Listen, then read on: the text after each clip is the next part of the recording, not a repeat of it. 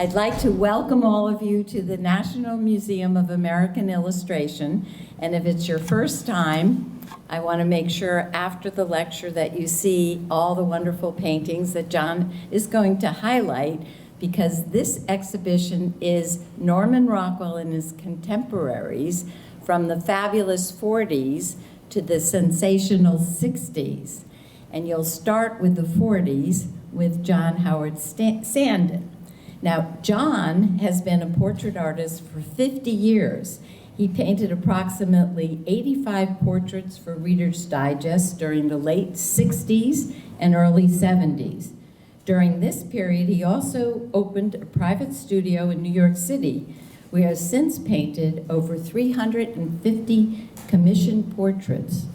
He was commissioned to paint the official portraits of President George W. Bush and the First Lady Laura Bush, which have hung in the National Portrait Gallery, Washington, D.C., since their unveiling on May 31st, 2012. In 1994, Sanden became the first recipient of the John Singer Sargent Medal for a Lifetime Achievement of the American Society of Portrait Artists. And in 2010, he was awarded the Founders Gold Medal from the Portrait Society of America. John Howard Sanden has written 6 books on portrait paintings and is currently, or has finalized, the new book titled The Norman Rockwell Mystery, about a Norman Rockwell painting that Sanden revealed to be a fraud, and the discovery of the real painting behind a secret wall in the studio of fellow artist Don Trachty. We have some books that will be available for purchase if you're interested. And now, please enjoy the lecture entitled, and it's on the screen, American Illustration in World War II. And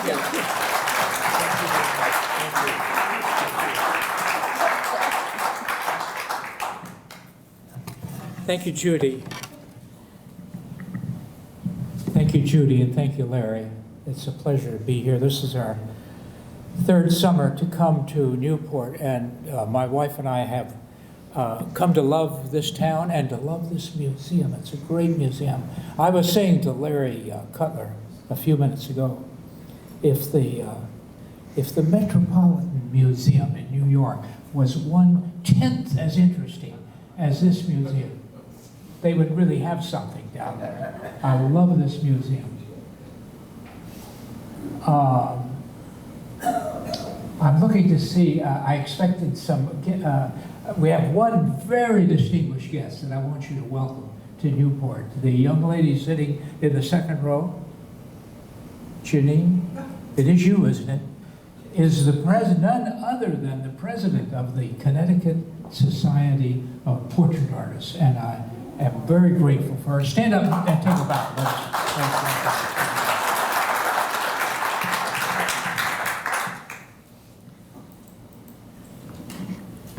Jay Coogan is not here, the rascal, and neither is Don Trachty. Let me tell you just a little, let me give a little bit more of a commercial on the little book that Don Trachty and I put together. If you can imagine a more improbable situation than this, picture 1962. Now that's before everybody in this room was born.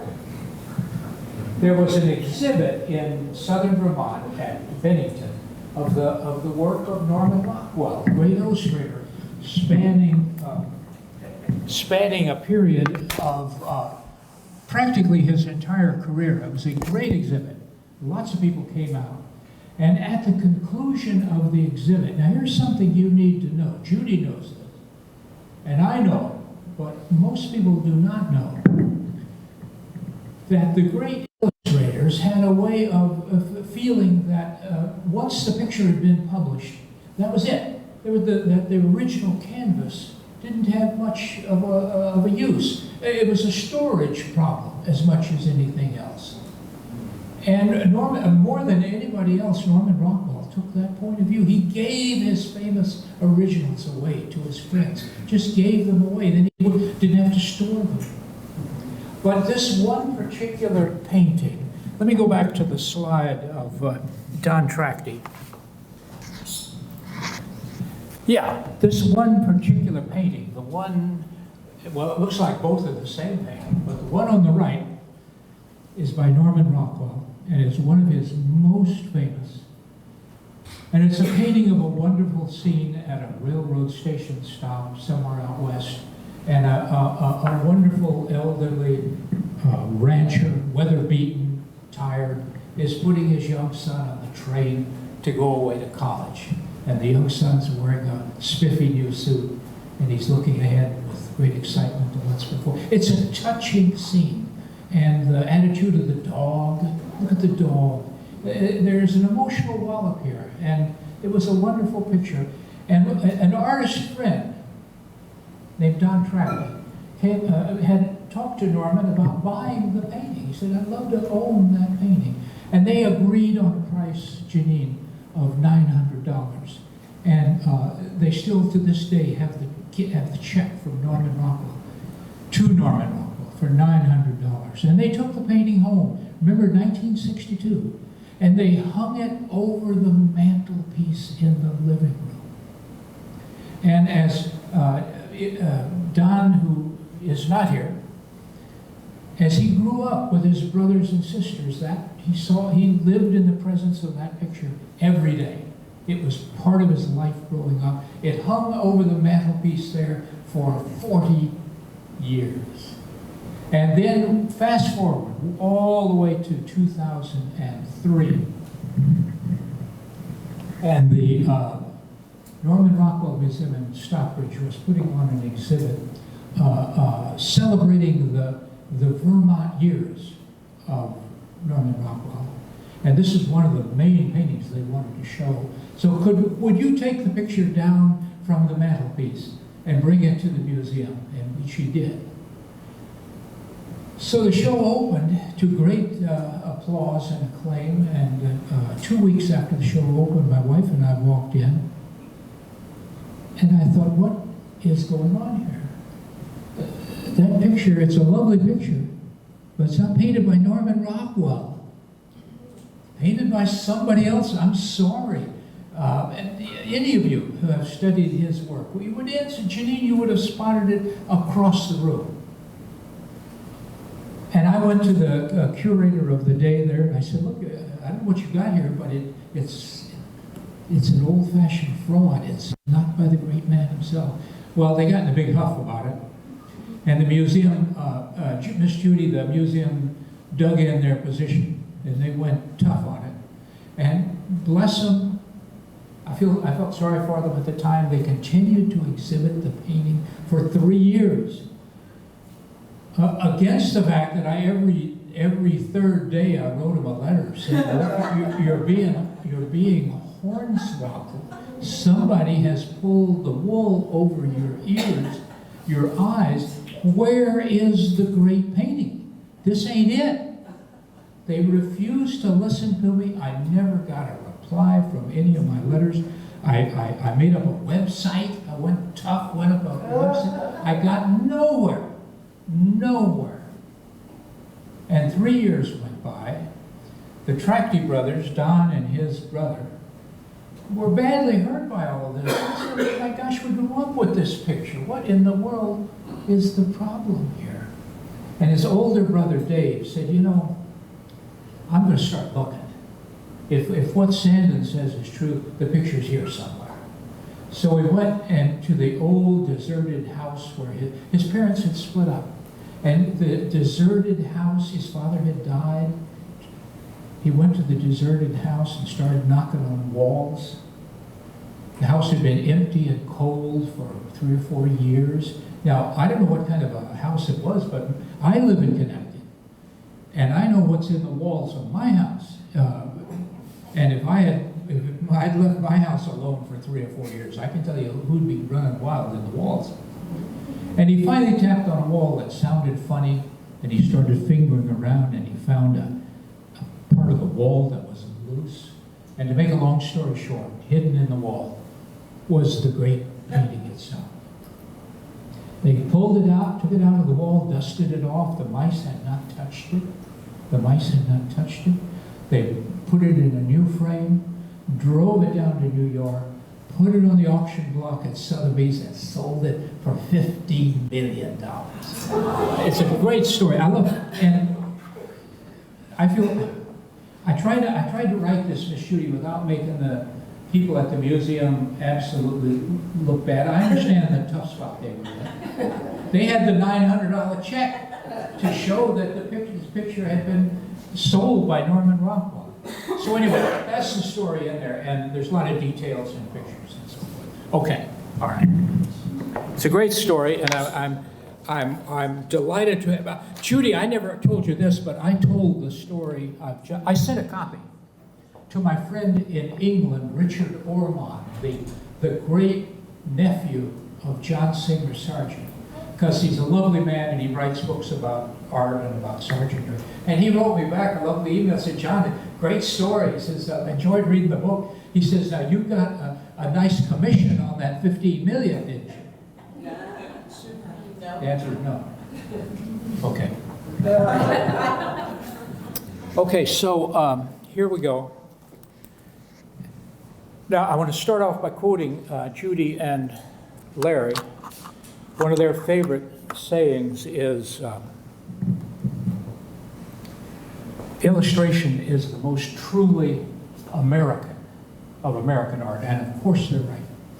Of course they're right. That's why this museum is so fascinating. It comes at you where you're living. And it's down where we live, and it's never without either an emotion or a message, as you're going to see here very shortly. However, what I object to goes way back, Miss Judy, what I object to goes way back to when I was in art school in the Midwest, which is a very long time ago. And I'm going to show you in just a moment the awful things they were teaching back in those days. Here's what I like. In 2013, on the afternoon of December 4th, a painting by Norman Rockwell, our illustrator friend here from the National Museum of American Illustration. A painting of his was sold on the block at Sotheby's, not for $15 million, but for $46 million. Now here's why that is a beautiful thing. One of the guests I had expected this afternoon who is not here, it was Dr. Coogan, who was the ex-president of the art school that I attended out in Minnesota. And it was a wonderful school, and it occupied just that little building, and which was in the middle of a park in South Minneapolis. And I was going to compliment Dr. Coogan by showing the enormous growth of the art school. Here was the little art school I attended, and here's the tremendous school that he built out there in 9 years. And he has since come to Newport, and he's the president of the Yacht Restoration School down at the Harbor. A wonderful, they now call it the School of Technology and Trades. But back in those days, in the 50s, now that's a long time ago, in the 50s in Minneapolis, I was an illustration major. And what is interesting is that to this day, 2019, in the art schools of America, illustration is still the biggest major elective among art students enrolling in art school. They all still want to be illustrators, even though the world of illustration has greatly contracted. And back in those days, the fancy people, the elites, the experts, always felt that they had to put the word mirror in front of illustration. I don't think, Miss Judy, I don't think I've heard the word illustration without the word mirror involved. department, they would say, oh, now these paintings in the museum, that's fine art. But you're talking about just mere illustration. That's the way it was done. And it didn't sit well with me, Janine. I didn't like it. And when I was told that my great heroes up here, that we're going to talk about right now, were, after all, don't get excited, they were mere illustrators. So, relax and get real. All right, here's the point. Here's my point. That was then, and this is now. Forget that, because thank heaven that's gone forever. Everything changed this day. $46 million is a lot of money, and here's how much it is. It's the highest price ever paid at auction for a work by an American artist. And that's terrific. Now, that means $46 million for this painting on that day means that from that day forward, the fancy people, the experts, the elites, were valuing the art of Norman Rockwell above everyone in this list. Now, there's some great names there. How about John Singer Sargent? How about Gilbert Stuart of Rhode Island? How about William Merritt Chase? How about Andrew Wyatt? Norman Rockwell's work is now valued above theirs. And you might say, how far above? I'm going to show you how far above. There is the painting by the great John Singer Sargent, the greatest of all American artists, they tell us. And that's the one that received more money than any painting he ever did in his long life. Janine, there it is. It took him about an hour and a half on a summer afternoon in Switzerland, grouped with parasols, and also on a December afternoon, December 7th, 2004, on that same block at Sotheby's. It sold for $23 million. It's the highest price ever paid for a Sargent anywhere in the world, let alone America. Okay, so there you have it. Now that's a beautiful picture I have on screen. $46 million for the work of a mere illustrator, as opposed to 23. So you get the point I'm trying to make? It's all different now. It's a different ballgame. It is a different ballgame. Okay, now that's point number one. Here's point number two. This will surprise you. I believe, and I'm here to make the case in the next few minutes, that there are two, not one, two immortal periods in American illustration.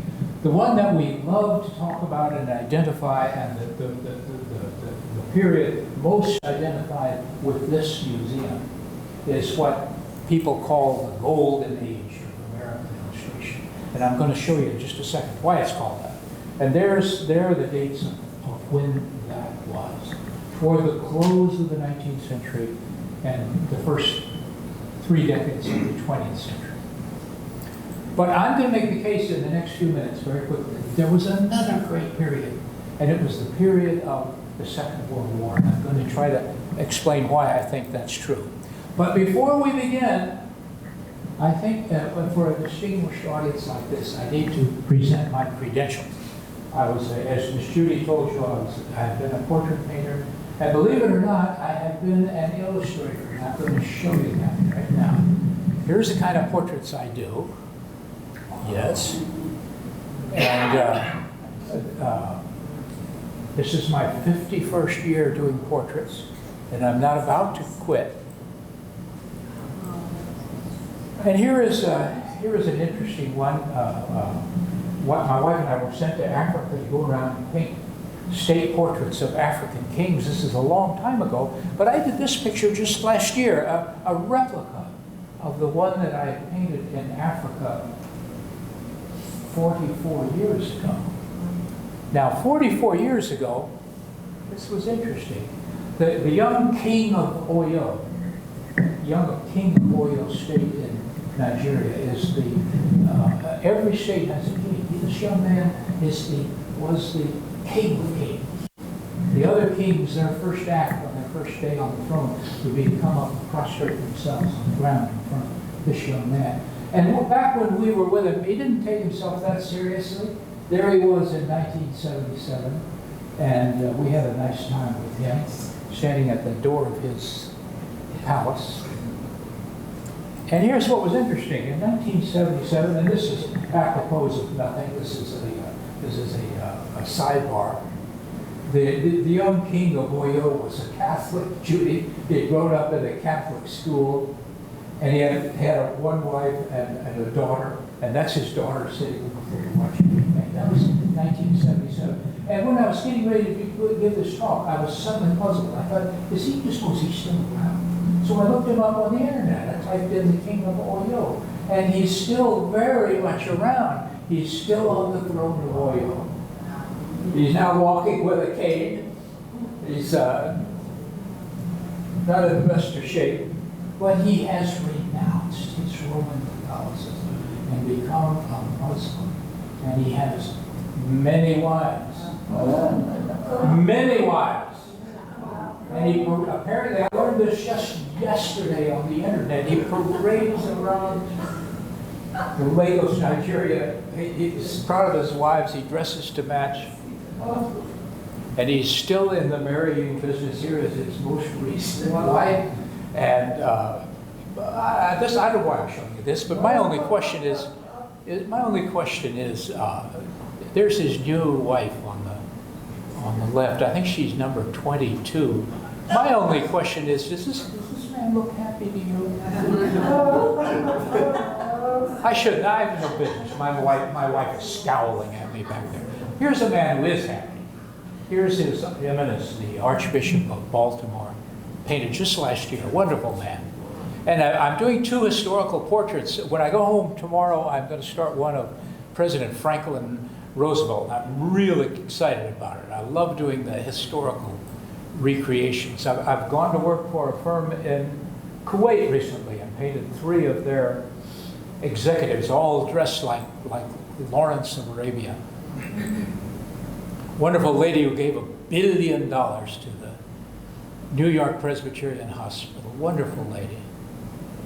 And the best deported, best mannered young children I ever came across in my life down in Spartanburg, Virginia. They don't make them that way anymore.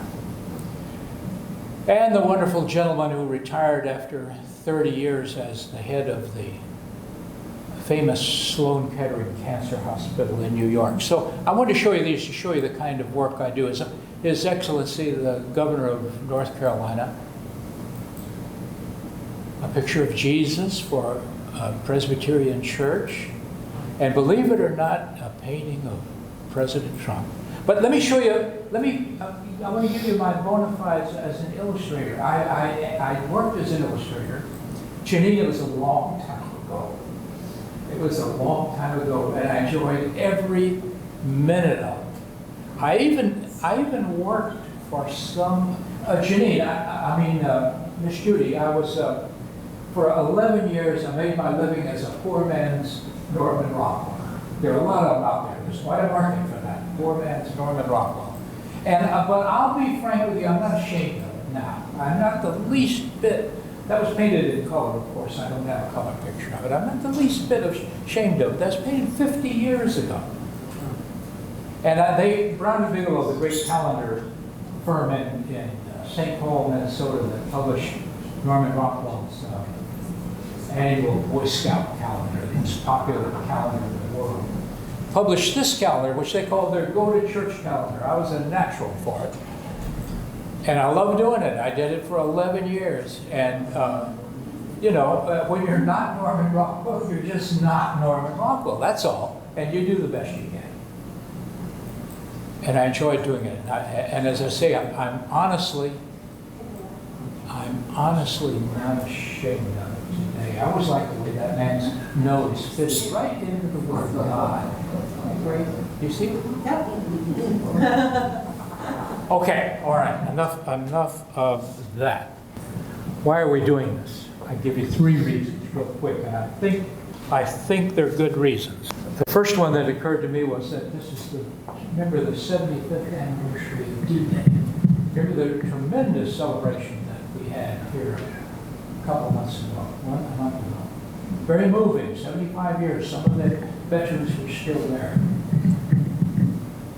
So the 75th anniversary of D-Day. Secondly, I don't need to talk about this, and we're not going to talk about it, but our nation is very much divided right now. Everybody who's thoughtful about things is concerned about that. It's not getting better, it's getting worse. We're at each other's throats on questions of politics and issues that matter. We used to talk them out. We used to take votes and get along, but not anymore. Now we're at each other's throats. So there's number two.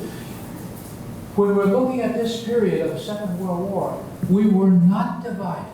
Everybody was gung-ho, and everybody supported the war effort, and President Roosevelt and the fighting forces. And I was a very young child at the time, but it was a great time to be alive if only we could recapture that somehow. Okay, and number three, and this is what I want you to look at as I show you the paintings of these great men. The illustrators, God bless them, they were not, for the most part, religious people. They really weren't. I've read biographies of all of them. They were good men, they were family men, members of their communities, but they incorporated into their work values which today, if you push the same values, somebody will yell at you. Now I'm going to show you what I mean. The values that we used to all take for granted, today you get yelled at if you take the same position. Trust me, I'm going to show you that in just a second. Here, so that you'll remember them as we click through the slides, here are the 6 or 7 values that I see in the great World War II illustrations that those wonderful men, led by Norman Rockwell, were trying to put across the idea of. Number 1, love of family. That's the basic thing in the work of Norman Rockwell. The family unit, and almost every painting Norman Rockwell did had something to do with the importance of family and of holding family together. Second one was love of country. There wasn't any kneeling during the national anthem in those days. Pride of country. If you say pride of country, you get yelled at for this and that and the other thing. But that's the second thing you'll see all through their work. Number 3, and this is very striking in the World War II paintings, compassion for others. Number 4, respect for one another. Number 5, faith. You didn't have to be apologetic in those days. You could say, I believe this, and nobody would throw something at you. And finally, the great illustrators found enjoyment in the gentle, humorous incidents of daily life, and a great deal of their energy went into portraying that. Okay, now let me show you a timeline. I showed this last summer, and I'll do it real quickly. Here's the last 100 years with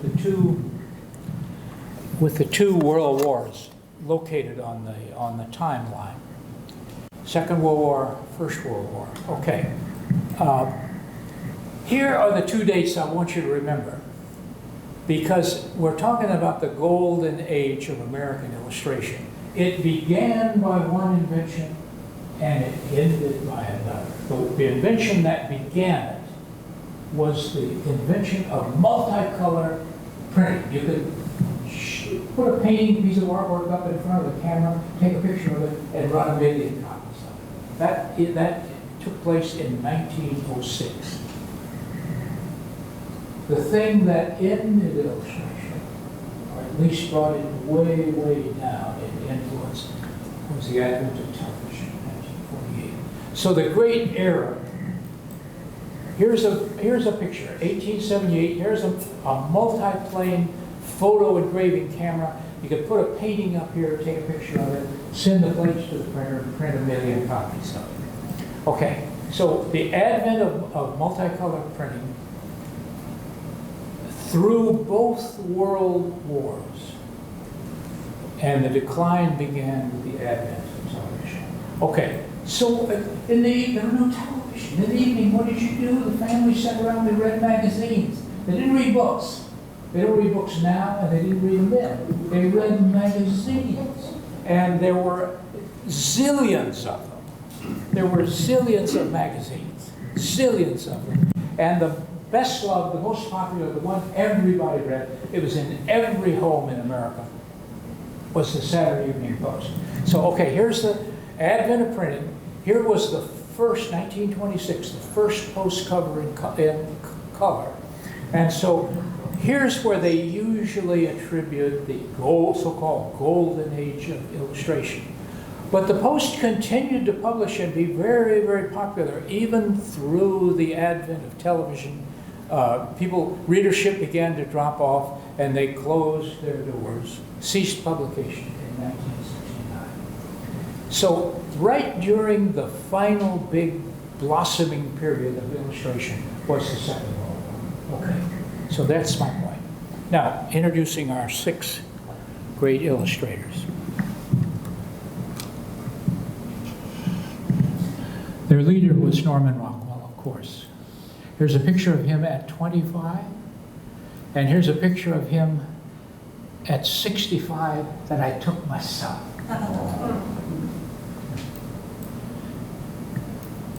And he was a great artist. If any of you have read about him, he was the hardest working artist you've ever heard about. That right there is not the famous painting. That's a charcoal drawing that he made, which was so meticulous and so thorough and so complete.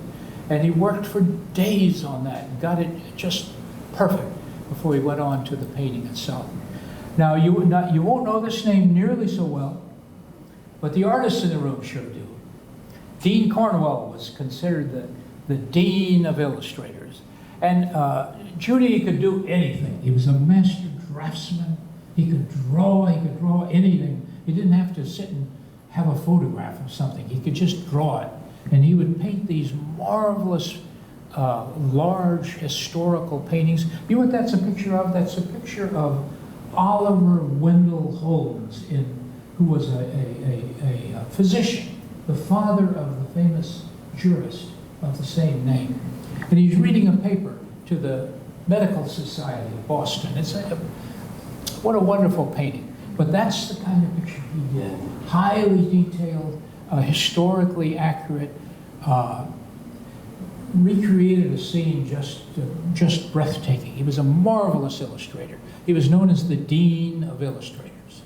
He could do very moving, very passionate pictures, always highly detailed. But even then, those two men, as famous as they were not the #1 illustrator of the day. The showman was. J.C. Leyendecker was the most popular illustrator in America during this period. And he was more famous than anything else for his famous series of ads for the Arrow Collar Company. They were beautiful, exquisitely painted, and everybody wanted to run out. Every man had to run out and buy an Arrow collar. And then he painted the famous New Year's Eve baby. He did that for 60 some odd years. And it was this painting is right here somewhere. The actual painting, right over there. Yeah. Mead Schaeffer.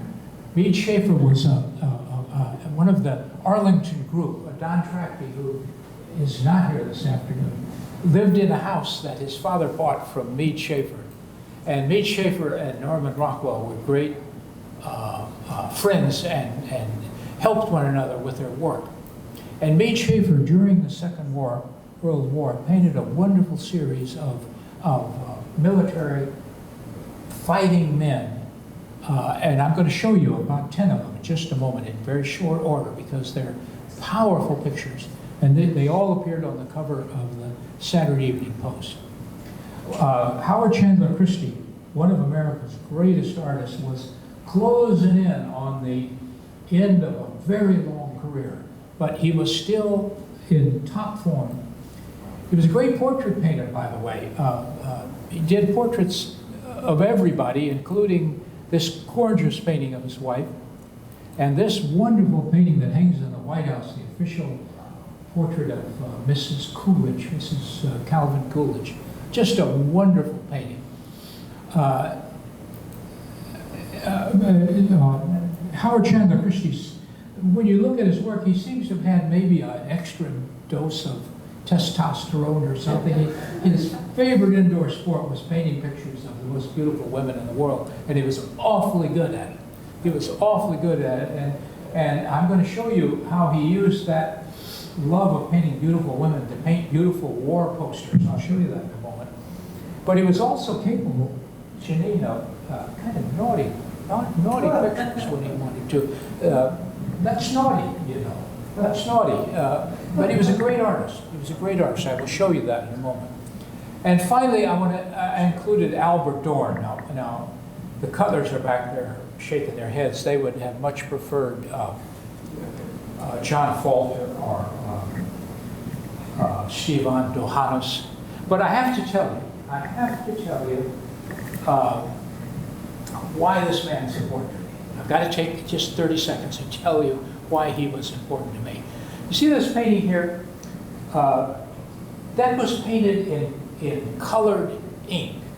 Now, so was that. Now, Janine, you paint in oils like I do. You cannot paint in colored inks. It's not possible. But Albert Dorn made he was most famous, I mean, what is most famous for? Was for the instruction books for a correspondence course that he created called the Famous Artist School. And my gosh, more young people in America can date their moving ahead in a career of art to the Famous Artist School. That's what he was best known for. But I met him long before that. I met him way back in the 50s when I was in art school in Minneapolis. And I'm showing you this picture again because he came to the art school with a film that he had made called Painting with Colored Inks. And it had been sponsored by the Higgins Ink Club. And he showed this wonderful, enthusiastic picture of him painting this painting. And we all ran out and bought sets of colored inks after that. And I devoted 4 or 5 years of my life trying to learn how to paint with colored inks. And you can't do it. They grab the paint, they're like dye. They're like working with dye. You can't blend it, you can't manipulate it at all. Once it gets out of your brush and grabs the paper, you're done. And why he thought that he was going to go around the country and talk people into painting with colored inks, I admire his enthusiasm, but I don't think it succeeded. But while he was at the art school, here's the kind of guy he was. While he was at the art school, this was in the 1950s, I had asked, you see these skylights up here? Well, the school wasn't anywhere near full registration. Nobody was going to art school. And one of these studios, in fact, it was that one right back there, was being used for a beautiful skylit studio, was being used to put the janitorial supplies and the things they did on the floor and all that sort of thing. And I asked the administration, couldn't I clean that out and put that stuff somewhere else? And I could use the studio, do something useful. So I was up there in Studio 4, and I stretched a great big piece of architect's detail paper on the wall, about 14 feet wide.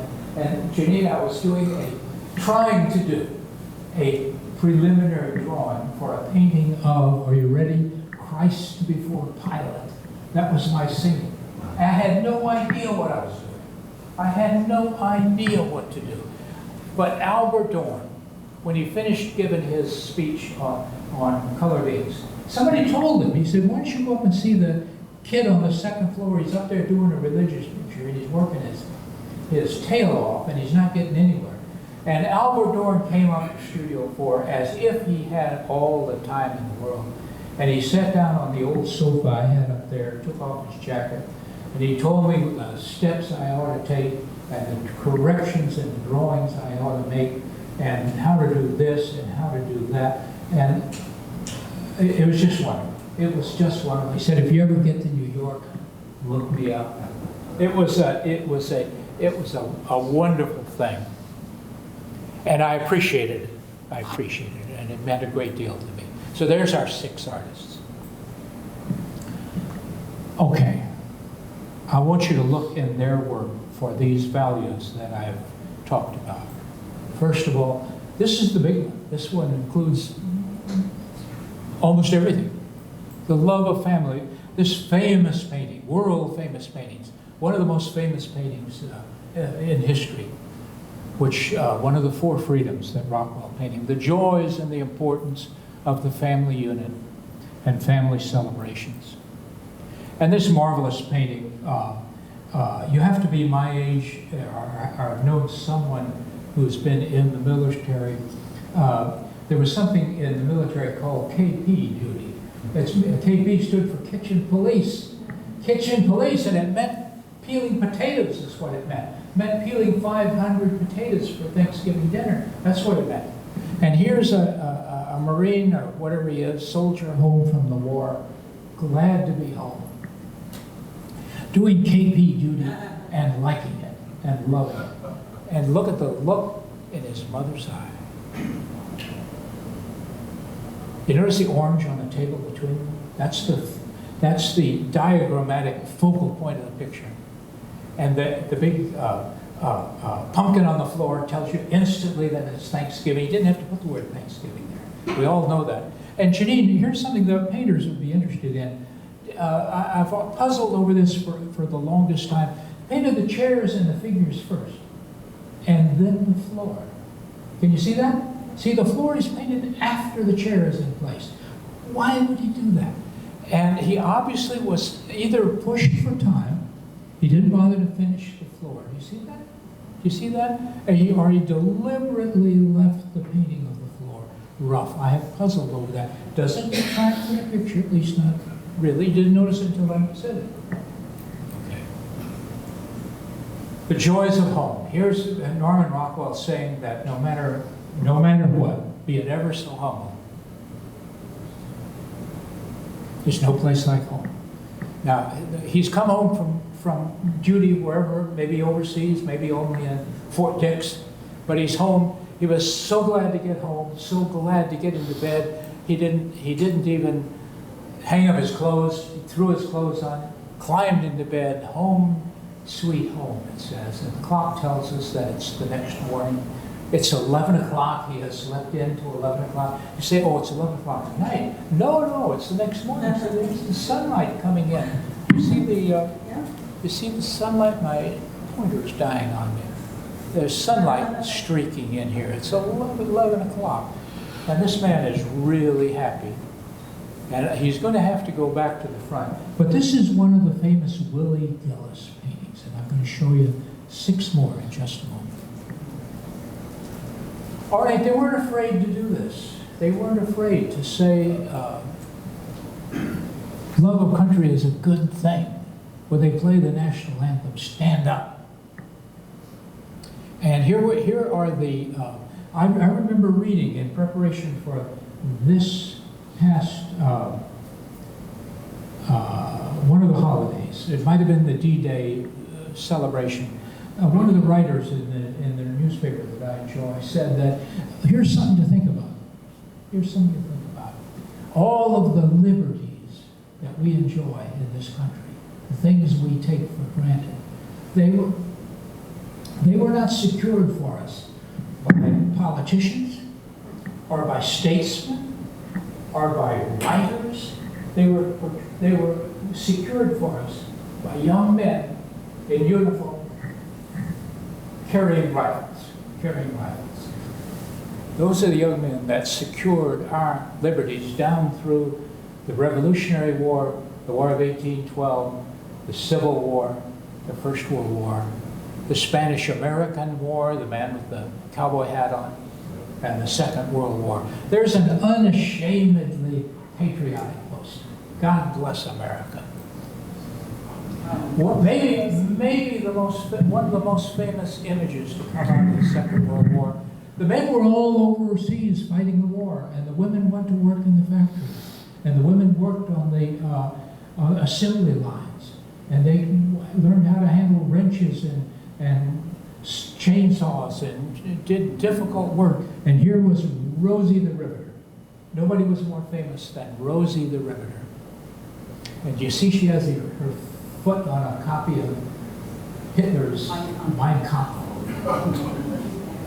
Now, many of you art people here in the room, many people were quick to notice that the pose is not just any pose. It's a pose taken, mind you, from the figure of the prophet Isaiah on the Sistine Chapel ceiling. I don't have a slide of that, but she's holding her hand just like the prophet Isaiah on the Sistine Chapel. And she has a halo. She has a halo, like the Virgin Mary. It was a great painting, and here's the artist with the canvas and the beautiful young lady who posed for her.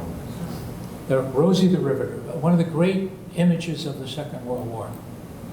And this painting, which is right there, Leyendecker did every year a New Year's Eve baby with some connection with the news of the day. And the little guy is 1942, the height of the war, and he's doing his part. Now there is an unashamedly patriotic picture. I suppose this would be considered corny today. Your young people say, well, that's corny, come on. What's with Washington and Lincoln? You can't do that. And besides, today we're painting over pictures of George Washington. But in 1943, this was still a good idea. And what I love about this artistically is the difference between the visionary and the real. The real, Janine is done with primary colors, yellow, red, blue, brilliant light in the foreground, and then the two great men in the background in their visionary blues. What a painting that is. Wow, what a painting. And to be able to innocently do it without worrying about people poking fun at it. Okay, I told you about Howard Chandler Christie, and he loved to do posters that included beautiful young women. He did it so well. He did it so well, and his idea always was that the young lady would wear a Grecian costume, and she would represent liberty or freedom or an ideal idea. Here's Dean Cornwell being unashamedly patriotic. Here's Uncle Sam rolling up his sleeves. Uncle Sam rolling up his sleeves. And look at the air pollution pouring under those chimney stacks. In 1943, that was a good thing because we were beating Hitler, doggone it. And it took tremendous factory production in order to beat Hitler. And the railroads were roaring like anything, delivering the tanks. And when you stop and analyze it in today's terms, it makes you cringe. Oh my gosh, oh, the planet, oh.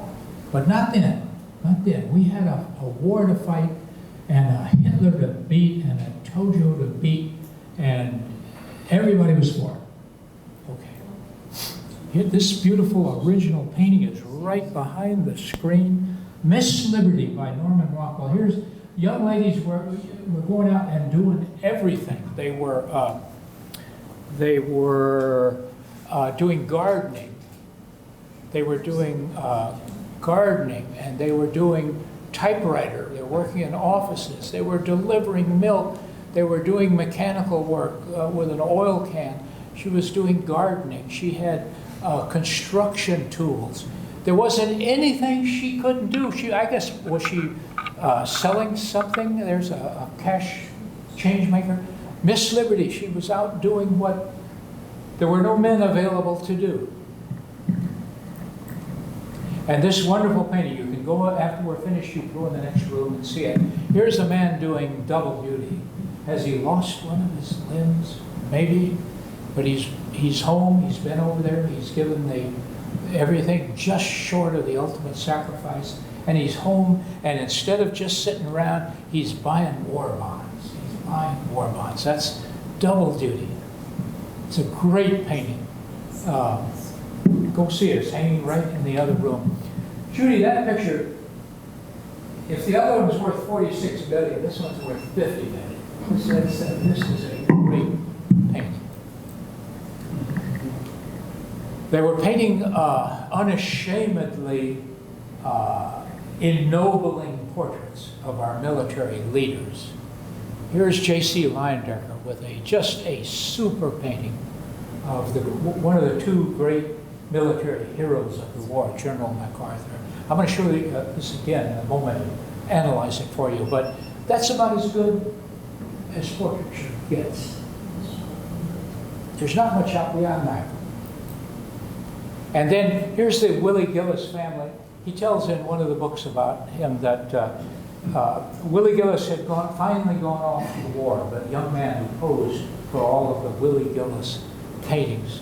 And all he had left was a photograph of Willie Gillis. And he had this idea of painting every generation, beginning with the Revolutionary War and the War of 1812 and the Civil War and the Spanish-American War and the First World War. And people love the picture. And the New Year's Eve baby that year was the GI baby wearing the helmet, and by golly, he's putting it into the Nazis and the Japanese and the Italians. People were not ashamed to be patriotic. How are we doing? We're almost going to have to hurry this up. Okay. One of the great images of the Second World War, Norman Rockwell called this in the long shadow of Lincoln. Can you see the bust of Lincoln in the upper left-hand corner? And you see the indigenous peoples struggling upwards toward Lincoln, and the soldier who's given a tremendous sacrifice, religious people, religious symbols, people trying to get things done here on the home front, mothers holding the families together, keeping the family unit going. It's a great picture. Rockwell downplays this. He said that even the long caption didn't say it. He thought it was a confused picture. To me, it's glorious. You could sit and look at it all day long. He painted, this is one of his post covers. Apparently our GIs overseas went out of their way whenever the opportunity presented itself to do something good for people in distress over in Europe. And here, there are two Rockwell paintings along the same theme. Here's another one, even more touching. It's obviously in Italy somewhere, a classical building has been damaged or destroyed, and this young child has been given the GI's coat, mind you, coat off of his back, and the skillet out of his canteen, and some of his rations. And it's a great painting. Respect. What's the famous quote one of the founding fathers said to one of the other founding fathers? I don't agree with the word you're saying. I don't agree with what you're saying, but I'll defend to the death your right to say it. I will defend to the death your right to say it. Okay, that's the American idea. Here's a couple of GIs, an American GI and a Canadian military man, and they're in the South Sea Islands somewhere, and they've discovered that both of them have tattoos, and they're sharing that. The local guy on the right and the GI on the left, they're sharing the fact that they both have tattoos, and that makes them okay. They weren't afraid to talk about faith. Here is Norman Rockwell's immortal presentation of freedom of worship. And they asked him many times, where did he get that slogan across the top? Each according to the dictates of his own conscience. And he says again and again, I can't remember. I don't remember I got it. But it was on my mind. It just came to me. Each according to the dictates of his own conscience. He painted Willie Gillis in church and showing members of the other services. And then finally, finding enjoyment in the gentle, humorous incidents of daily life. Willie Gillis was a GI. Rockwell says he met the young man, Bob Buck was his name, who posed for all of the Willie Gillis pictures. Met him at a square dance in Arlington, Vermont, and Willie Gillis posed for all of this series of paintings. A poor little GI surviving in the great whirlpool of the military. Here he is on KP, but he's gotten a hometown newspaper and he's just eating it up. And here he is over in India, just taking the local fakers by surprise. What to do in a blackout? And he made the mistake of mailing the same picture to the two young ladies who lived right next door. What was he thinking? What was he thinking of? Okay, back at home, the artists were doing wonderful posters to urge people to get on with the effort. And I was saying to Lawrence Cutman before the show began that I think this might be the greatest painting from the Second World War. That is a powerful picture.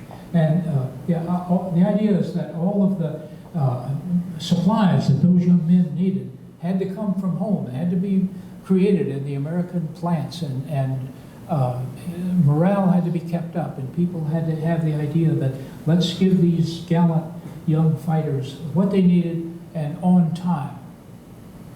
Norman Rockwell tells in one of his autobiographies about when the young squad came to the studio in Vermont, bringing the machine gun in a Jeep to the great excitement of the local boys. They insisted that Rockwell portray the machine gun in gleaming good order. He said, but the serviceman let me rip his shirt. And then he said, if you know anything about ordnance and gunnery, you can see that this man is about down to his last shot. And he's already been hit. He's already been hit. But it was a powerful painting, and there's the artist at work on it. That's his charcoal drawing on the right and the painting on the left. Judy, I'm surprised to see the lettering on the original painting. I'm surprised with that. It's so beautifully done. Here's Dean Cornwell. He's not afraid to be corny. See, here's the scientist, the elderly scientist, working away on research and development. And there's the idealistic young military man putting the scientific discoveries to work. Rockwell went and interviewed. We had rationing big time during the Second World War. Every town, every village had its local ration board. And if you needed an extra set of tires in your pickup truck, you had to go to the ration board and get them to approve it. And when you ran out of your grocery ration card, that was it. That was it. You had to go next door to borrow some food to get through to the next time they mailed you your ration card. But the decisions were not made by bureaucrats in Washington. They were made by local citizens in their own town, talking to their own number, applying for what they needed. And there was Norman Rockwell looking in. Okay, we're almost finished.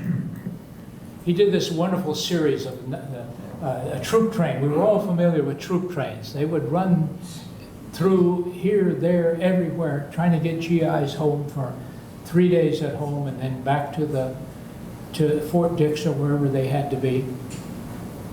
A wonderful series of drawings in wolf pencil by Norman Rockwell.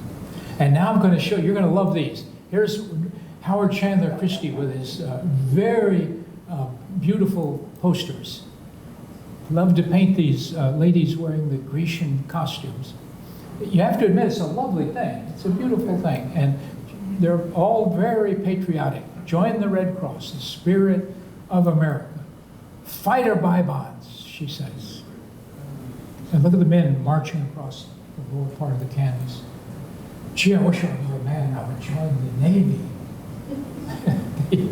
They were great posters. They're great posters. I want you for the U.S. Navy and your angel of mercy. Whatever you think of those, if they're corny, considered corny, you think of them as corny, they're just lovely paintings. And the artist obviously had a good time doing it. Now, here I want to show you Mead Schaeffer and Dean Cornwell painting combat scenes. I want to tell you, there's no photography in the world that could give you this kind of focused action. I remember Cornwell said he had to ask the gunner there in the middle to kneel down and reach down with his hand. Why? So you could see he said it was the most interesting part of the gun up here. But that's a great action painting. There's another one. The interior of a tank, and these two young men in a tank battle, and he's just made a direct hit. If you can look real closely, you can even see the German symbol on the tank that just got hit. I suppose that's a navigator in one of those big ships going over to bomb Tokyo. Here are the Mead Schaeffer, very quickly, we've run out of time. Here are those famous Mead Schaeffer Saturday Evening Post covers, the Ski Trooper, a white on white composition. Very dramatic, very poised for action. A dive bomber, this shows that they have managed to make 1, 2, 3, 4, 5 direct hits. The signal man on the aircraft carrier, the paratrooper going out, and that's the way he holds his rifle for the fall. A wonderful painting. These are not storytelling pictures. These are graphic pictures showing the men doing desperately important things. Coast Guard anti-aircraft. You can see how many direct hits he's taken at his location there, but he's managed to bring down one enemy airplane. War is awful business. It's an awful business. The submariner, the signal corps, the engineer corps. I don't know how many of these he did. Great Navy painting, this by Anton Fisher, another one by the same artist, Action in the Navy. And here's a wonderful Albert Dorn. I wish it were in color. I'm going to guess that this would be frowned on today. They'd say you're stereotyping. But it's a little bit of humor. The locals had never seen a walkie-talkie before. And there the local chief is hearing some familiar voice. But right in the middle of all of this, with the war going on and the awful news coming back from the front, both in Europe and in Germany, when it came time to celebrate Christmas, Norman Rockwell would have Santa bursting through the newspapers to wish everybody a Merry Christmas. Okay, finally, here are some of the great portraits from the war. Now, Janine Jackson, head of the Connecticut portrait artist, you can see some things that you wouldn't necessarily approve of. The illustrators couldn't resist putting their own stylistic hand marks, the way that hand is drawn. It's not really as real as it possibly could be. Leyendecker had a famous artistic device of reflected light that he would put in horizontal strokes to show wherever there was reflected light, there would be horizontal strokes. It was one of the hallmarks of his style. But I want to tell you that is as characteristic of the man as it could be. Look at the detail around his eye. Now, everybody remembers that General MacArthur first of all, he was a pompous, he was a man in charge. He didn't take no for an answer. But that is as elegant and thoughtful and tell you as much about MacArthur as you need to know, and the slightly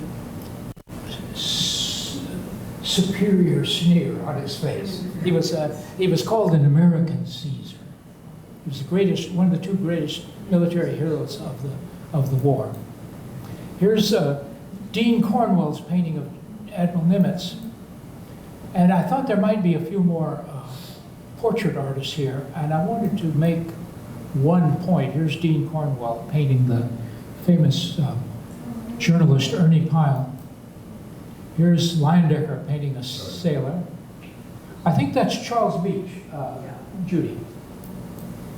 Here's Leyendecker's great painting of General Patton, including the famous Western pistols that got him into all kinds of trouble. You remember that? There's nobody here my age. You have to be my age to remember General Patton. There was a movie made about him, though, that told about the Western pistols that he wore. He was a great general, and he won victories. That was the thing. He won victories. Okay, Janine, here's a teachable moment. Albert Murray was not an illustrator. He was a portrait painter. But he went around and painted the great generals and admirals, too. Janine Jackson knows who I'm talking about. Albert Murray was one of the great New York portrait painters, beginning with this era and much later. We knew him much later. But here is his painting of Admiral Halsey, Admiral William Halsey. And I just for what it's worth, I'm not knocking the illustrators, but as a teachable moment, I wanted to show the difference. Can you further this out? I'm not being critical, I'm just pointing this out. The left is a traditional portrait style, and the right is the world's best illustrator showing you how darn good he is, and the brushwork and the animation, and everything here is the illustrator's brilliant skill. Everything over here is the man himself. For what it's worth, that's not worth all. As usual, even in the area of portrait painting, Norman Rockwell has all of his competitors beat. That's a magnificent portrait by any standard. And there's something I thought you would enjoy. I think you'd enjoy this. If there were other portrait painters, you will enjoy that. Here's the great artist relaxing in his studio about 1950-something. And there is the almost finished portrait of Colonel Ayres, Colonel Fairfax Ayres, on the easel. Yeah, this was in a biography of Rockwell's. And something struck me, and I just, for what it's worth, I wanted to share it with you. There's that painting. And here's the finished picture engraved in color for a book. Can you see a striking difference? Anybody? A striking difference? It's the location of the medals. Over here, they're right out from his face. And somewhere along the line, Janine, he decided, no, they're going to detract from my great subject here. And so he went to all the trouble of taking them out. Now that's about 2 days' work.